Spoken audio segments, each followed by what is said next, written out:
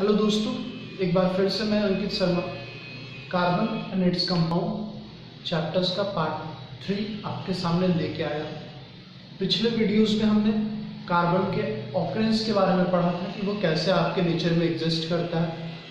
दो तरह के हमने पढ़ाए थे, फ्री स्टेट और कंबाइनिंग स्टेट।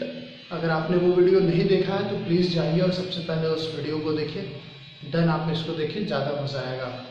ठीक है, तो इस चैप्टर में हम पढ़ेंगे कि जो कार्बन है उसके कुछ एलोट्रॉप्स होते हैं। अब ये एलोट्रॉप्स क्या है, तो देखिए मैंने यहाँ पे लिखा है allotropes, different form of an element having same chemical properties but different physical properties are called allotropes. ठीक है, तो एलोट्रॉप्स की जैसे ही बात होती है तो यहाँ पे तीन चीजें आपको दिखेंगी। एक आपको डायमंड, एक ग्रेफाइट और एक C60 बकमिस्टर फ्लूइड। ये तीन आपको क्रिस्टलाइन फॉर्म में कार्बन एग्जिस्ट करते हैं, उसके उदाहरण है। मैं इस पे आता हूं।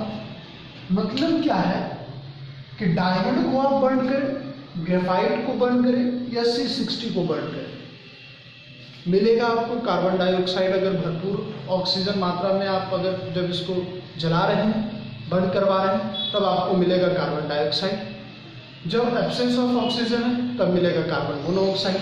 मतलब जब तीनों को बर्न कर रहे हैं तो तीनों से जो केमिकल प्रॉपर्टीज बन रही है वो हमेशा सेम बन रही है। ठीक है, बट इनकी जो फिजिकल प्रॉपर्टीज है, जैसे डायमंड की फिजिकल प्रॉपर्टीज है, ग्रेफाइट की फिजिकल प्रॉपर्टीज है, C60 की फिजिकल प्रॉपर्टीज है, ये सारी की जो फिजिकल प्रॉपर्टीज है वो डिफर हो जाती है। ठीक है, तो एलोट्रॉप्स कहने का सिंपल सा बात, different form of an element होते हैं, हर एलिमेंट के अलग अलग फॉर्म होते हैं। ठीक है, और इसमें क्या होगा कि आपके एक ही एलिमेंट के डिफरेंट फॉर्म होंगे जिनकी केमिकल प्रॉपर्टीज हमेशा सेम होगी बट फिजिकल प्रॉपर्टीज हमेशा क्या होगी, डिफरेंट होगी। ठीक है, तो कार्बन की अगर बात करें, कार्बन की अगर हम बात करते हैं तो कार्बन जो है दो फॉर्म में एग्जिस्ट करता है। इसमें भी दो फॉर्म है, एलोट्रॉप्स के आधार पर दो है। कार्बन में सबसे पहले अगर हम बात करें, जो अभी हम जिसके बारे में 10th में हमें पढ़ना है, ठीक है, उसको हम बोलते हैं क्रिस्टलाइन फॉर्म। क्या बोलते हैं, क्रिस्टलाइन फॉर्म्स। ठीक है, और एक होता है एमॉर्फस, एक होता है आपका एमॉर्फस। ठीक है, अब ये दोनों में अंतर क्या है, एक एमॉर्फस फॉर्म है और एक आपका क्रिस्टलाइन फॉर्म है। दोनों का क्या मतलब होता है, ठीक है, इसमें जो स्ट्रक्चर बनेगा, ठीक है, इसकी जो स्ट्रक्चर बनेगी क्रिस्टलाइन फॉर्म में, मतलब कुछ ना कुछ इसका स्ट्रक्चर होगा। ठीक है, तो इसके पास डेफिनिट ज्योमेट्रिकल फिगर होगा, definite geometrical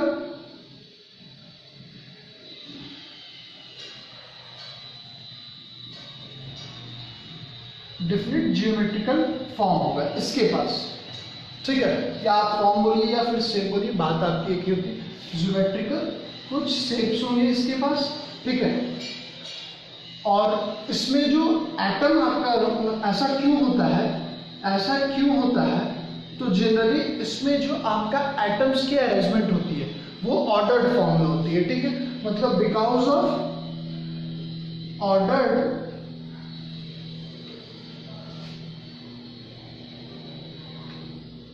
arrangements of atom. ठीक है, मतलब सही ढंग से अगर हम बात करें तो इसमें आपका एटम एग्जिस्ट अरेंज किया जाता है। एमॉर्फस की बात करें तो इसके पास डू नॉट डिफरेंट, इसके पास आपका डिफरेंट से एग्जिस्ट नहीं करता है। ठीक है, तो इसके पास आपका डिफरेंट से नहीं होता है, डेफिनेट ज्योमेट्रिकल फिगर नहीं होती। ठीक है, तो हम बात कर रहे थे कि एमॉर्फस फॉर्म में आपका इसका जो शेप होता है वो डिफिनिट नहीं होता है। ठीक है, डिफिनिट शेप इसका नहीं होगा। डिफरेंट ज्योमेट्रिकल शेप्स इसके पास नहीं होते। क्यों नहीं होते? क्योंकि इनमें जो एटम की अरेंजमेंट होती है वो ऑर्डर्ड फॉर्म में नहीं होती है, ठीक है। इनकी अरेंजमेंट ढंग से नहीं होती, इसके कारण इसका कोई ज्योमेट्रिकल शेप नहीं बनता है। यहाँ पे हमारा ज्योमेट्रिकल शेप बनता था, क्यों? क्योंकि यहाँ पे जो एटम की अरेंजमेंट थी वो ऑर्डर्ड फॉर्म में होती थी, ठीक है। अब इसी में अब जो हम नेक्स्ट आगे पढ़ेंगे कि डायमंड इसका एलेक्ट्रॉप्स है, कार्बन है, डायमंड है, ग्रेफाइट है, C60 है, तो ये सब हम क्रिस्टलाइन फॉर्म में ही पढ़ेंगे, ठीक है। जैसे हम पढ़ेंगे कि डायमंड का जो स्ट्रक्चर होता है वो कैसा होता है, तो हम पढ़ेंगे टेट्राहेड्रल शेप में होता है, तो ये एक ज्योमेट्रिकल आपका शेप बना, ठीक है। तो ये सब हम किसमें पढ़ेंगे? क्रिस्टलाइन फॉर्म में पढ़ेंगे, ठीक है। तो चलिए आगे देखते हैं। तो हमने थोड़ी देर पहले क्रिस्टलाइन फॉर्म का जिक्र किया था। दो तरीकों से एलोट्रॉप्स में कार्बन दो फॉर्म में आपका एग्जिस्ट करता है, एक क्रिस्टलाइन फॉर्म था, एक एमॉर्फस फॉर्म था, ठीक है। क्रिस्टलाइन फॉर्म में आपका ज्योमेट्रिकल शेप्स होते हैं और एमॉर्फस में ज्योमेट्रिकल शेप नहीं बन पाते ड्यू टू द अरेंजमेंट आपका जो एटम्स का होता है वो ऑर्डर्ड फॉर्म में नहीं होता है। किसमें? एम्फोरस में, ठीक है, एमॉर्फस में। और क्रिस्टलाइन में क्या है कि आपका अरेंजमेंट जो एटम का होगा वो एक सिस्टमेटिक वे में होगा, ऑर्डर्ड फॉर्म में होगा, ठीक है। इसमें तीन तरह के हैं, डायमंड, ग्रेफाइट और फ्लोरीन, ठीक है। डायमंड, ग्रेफाइट और फ्लोरीन। फ्लोरीन जो है इसको बकमिस्टर फ्लोरीन बोलते हैं। C60 इसका 60 कार्बन से मिलकर इसका शेप बनता है, 60 कार्बन का शेप बनके मिलता है, ठीक है। तो आज जो हम पढ़ेंगे वो सिर्फ और सिर्फ डायमंड के बारे में पढ़ेंगे, ठीक है। आज के क्लास में सिर्फ और सिर्फ डायमंड हो पाएगा, ठीक है। कोशिश करता हूँ आगे करने की। तो डायमंड के बारे में जनरली हमें पढ़ना है। तो स्ट्रक्चर जो डायमंड का है, सबसे पहले अगर बात करें स्ट्रक्चर की बात, देखिए कार्बन, अगर हम बात करें कार्बन की, तो कार्बन की वैलेंसी 4 होती है, मतलब ये 4 बॉन्ड बनाएगा। क्या बनाएगा? 4 बॉन्ड बनाएगा। देखिएगा हर कार्बन लगभग 4 अलग कार्बन से जुड़ा रहेगा। हर कार्बन लगभग 4 कार्बन के साथ जुड़ा रहेगा इस तरीके से।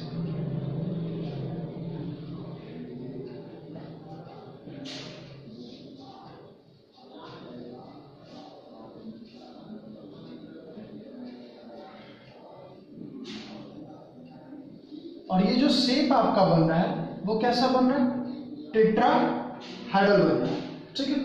ये शेप कैसा बन रहा है? टेट्राहेड्रल। जब आप इसको मिलाइएगा, ये देखिए ये मैंने डायमंड का एक स्ट्रक्चर बना रखा है। डॉट जो है वो कार्बन को रिप्रेजेंट कर रहा है। जब इसको हम कुछ इस तरीके से मैच करेंगे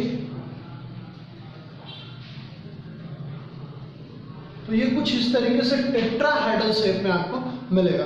तो इसका स्ट्रक्चर की अगर हम बात करें, ठीक है, हाँ, अगर इसका स्ट्रक्चर का हम बात करें तो कैसा हो गया? टेट्राहेड्रल शेप में हो गया। कैसा हो गया? टेट्राहेड्रल हो गया, ठीक है। देखिए इस डायमंड में क्या हो रहा है, जनरली जो इसका बॉन्ड है, ठीक है, हर बॉन्ड, सिंगल बॉन्ड जो है हर अलग अलग 4 कार्बन के एटम से क्या था? जुड़ा हुआ था, ठीक है, जिसके कारण हम इसे टेट्रावैलेंट भी बोलते हैं और यहाँ पे कैटिनेशन प्रॉपर्टीज इसकी शो होती है, ठीक है। तो डायमंड है, कैसा शेप होता है? टेट्राहेड्रल शेप होता है, ठीक है। और इसका हर कार्बन एटम अलग अलग 4 कार्बन एटम के साथ जुड़ा रहता है, ठीक है। तो ये इसकी आपको स्ट्रक्चर हो गई, ठीक है। इसका जो शेप होता है वो 3 डायमेंशनल होता है, 3D फॉर्म में एग्जिस्ट करता है, ठीक है। ये आपका 3D फॉर्म में होता है, ठीक है। एक बात और, ये जो बॉन्ड आपको दिख रही है यहाँ से यहाँ तक की, यहाँ से यहाँ तक की, यहाँ से यहाँ तक की, इसकी जो साइज का जो लेंथ होता है, ठीक है, जो लेंथ की अगर हम बात करें तो ये लगभग 154 pm होता है, ठीक है। कितना होता है? 154 pm इसकी लेंथ होती है, ठीक है। ये जो एक्स्ट्रा चीज था बताने लायक, मैंने उसे बता दिया, ठीक है। तो 154 pm इसकी लेंथ होती है बॉन्ड की, ठीक है। और ये 3D फॉर्म में एग्जिस्ट करता है। अब आइए इसके हम फिजिकल प्रॉपर्टीज, केमिकल प्रॉपर्टीज और यूजेस पढ़ेंगे कि डायमंड का क्या क्या फिजिकल प्रॉपर्टीज है और इसका यूजेस क्या है, ठीक है। तो देखिए फिजिकल प्रॉपर्टीज अगर हम बात करें डायमंड की,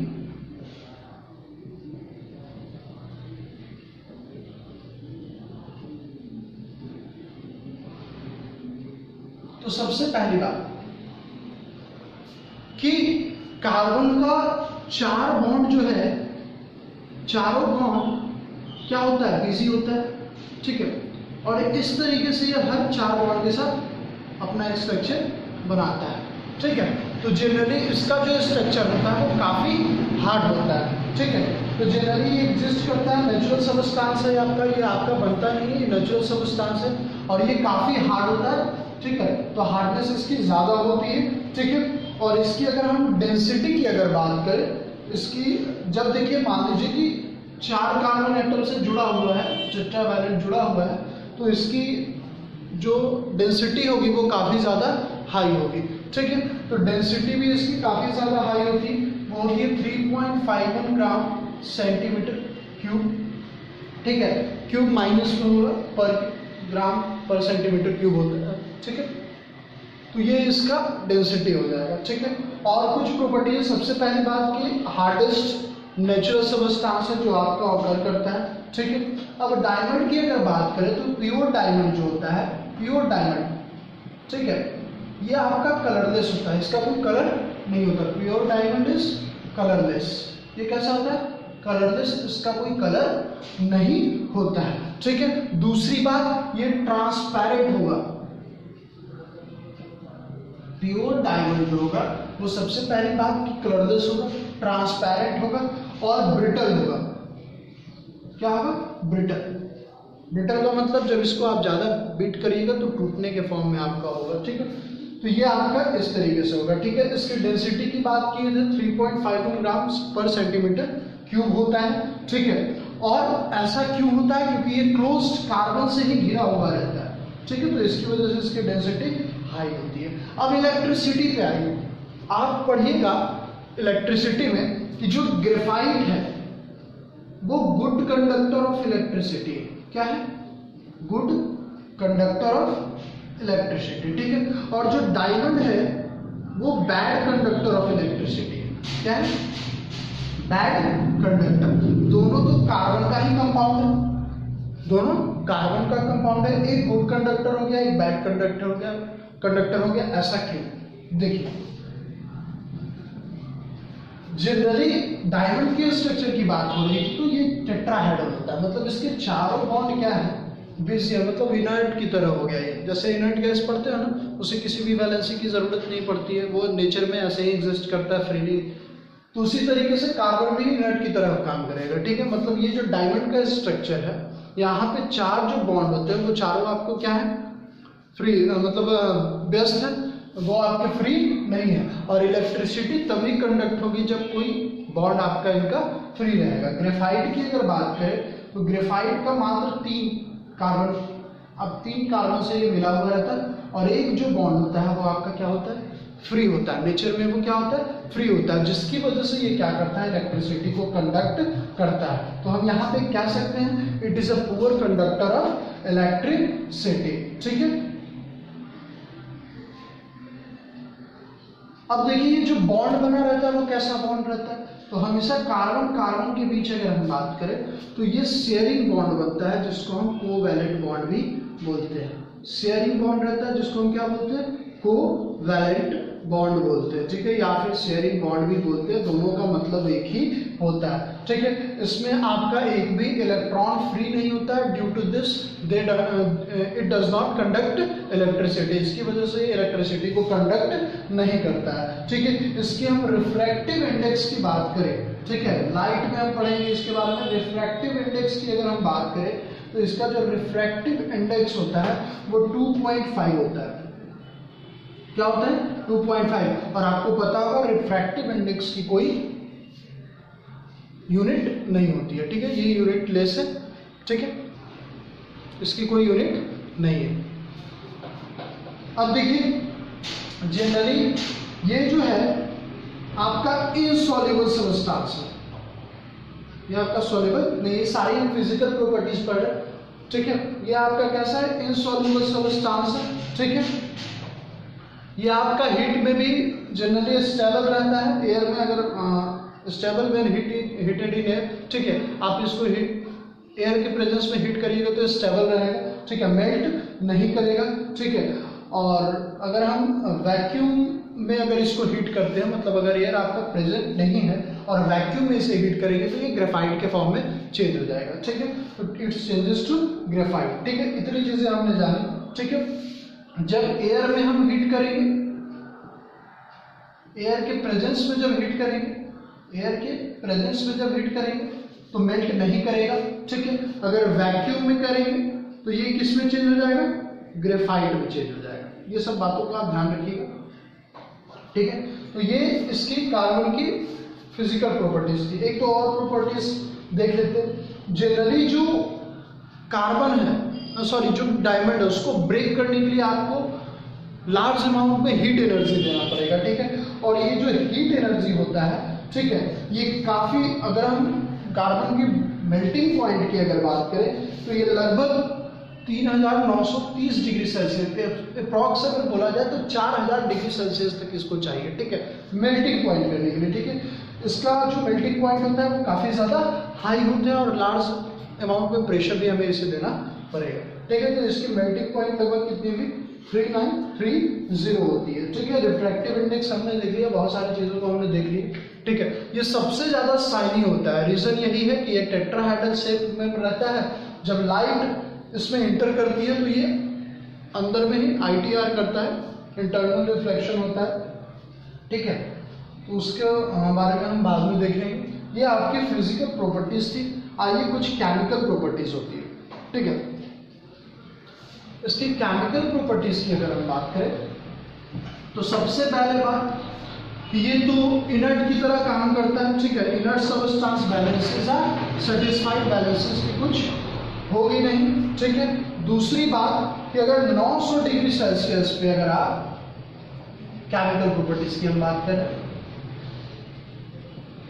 900 डिग्री सेल्सियस की अगर हम बात करें तो ये क्या करेगा कि फायर इसमें लग जाएगा। अगर 900 डिग्री सेल्सियस जब आप इसको हीट देंगे तो इट कैचेस फायर। ठीक, इट कैचेस फायर्स। ठीक है, 900 डिग्री सेल्सियस पे ये क्या करेगा, इसमें आग धर लेगा। ठीक है, at 1900 degree Celsius it catches fire. अगर आगे हम बात करें तो इसमें किसी भी तरह का आपको एस फॉर्म नहीं होगा, no S will form, no S is form. ठीक है, अगर एस नहीं फॉर्म हो रहा है इसका मतलब क्या है कि डायमंड का प्योर फॉर्म एकदम है, क्या है, प्योर फॉर्म में। ठीक है, तो इसमें आपका कोई भी एस फॉर्म नहीं होगा। ठीक है, मतलब कार्बन जब ऑक्सीजन के प्रेजेंस में जब हीट हम करेंगे, ठीक है, यहां से आपका क्या होगा, कार्बन प्लस ऑक्सीजन मिलेगा और क्या बनेगा, कार्बन डाइऑक्साइड। ठीक है, तो यहाँ पे एस आपको नहीं दिखेगा। ठीक है, एक और है, जब हम इसको फ्लोरीन के साथ, जब इसको हम फ्लोरीन के साथ हीट करेंगे, मतलब सी कार्बन को हम किसके साथ कर रहे हैं, फ्लोरीन के साथ, मतलब डायमंड को हम फ्लोरीन के साथ ही रिएक्ट करवा रहे हैं और इसकी टेम्परेचर होगी 750 डिग्री सेल्सियस, 750 डिग्री सेल्सियस। तो ये क्या फॉर्म करेगा, इट फॉर्म्स, क्या फॉर्म करेगा, आप बताइए, कमेंट करके बताइए क्या फॉर्म करेगा। ये फॉर्म करेगा CF4, क्योंकि कार्बन की 4 वैलेंसी होते, 4 आपका F उसके साथ कंबाइन होगा। कैसे होगा, यहाँ पे आपका C है, C को हम F2 के प्रेजेंस में, ठीक है, रिएक्ट करवाएं दोनों को, क्या बनाएगा, CF4 बनाएगा। ठीक है, बात समझ में आ रही है। तो इतनी हमने केमिकल प्रॉपर्टीज देखी। ठीक है, उसके बाद आइए, जो हमारा डायमंड है ये आपका एसिड और बेस के साथ रिएक्ट नहीं करता है। ठीक है, डायमंड हमारा एसिड और बेस के साथ रिएक्ट नहीं करेगा। हाँ, और भी चीजें जिसके साथ ये रिएक्ट कर सकता है, जैसे मान लीजिए कि आपका सोडियम कार्बोनेट है। ठीक है, सोडियम कार्बोनेट मतलब क्या, Na2CO3।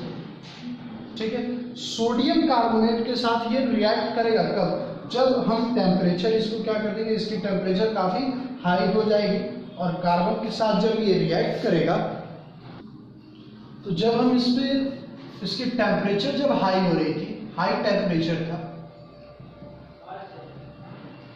तब ये क्या कर रहा था, जब ये आपका सोडियम कार्बोनेट के साथ इसको जब हम हाई टेम्परेचर देंगे तो ये जो बनेगा वो कार्बन मोनोऑक्साइड बनेगा, ठीक है।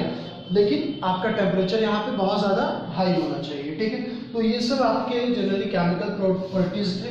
यूजेस की अगर हम बात करें, देखिए यूजेस बहुत ही ज़रूरी है, आपको लगभग पूछता ही है, ठीक है। तो जनरली सबसे पहली बात कि डायमंड की ज्वेलरी बनती है, क्योंकि डायमंड बहुत ही कॉस्टली होता है तो इसकी ज्वेलरी बनती है सबसे पहले, ठीक है। दूसरी बात अगर हम कहें, पहली बात तो होगी कि ज्वेलरी बहुत ज़्यादा बनती है। अब देखिए जो डायमंड होता है वो जनरली कैसा होता है, तो हार्डेस्ट इन नेचर है, हार्डेस्ट नेचुरल कंपाउंड है, ठीक है।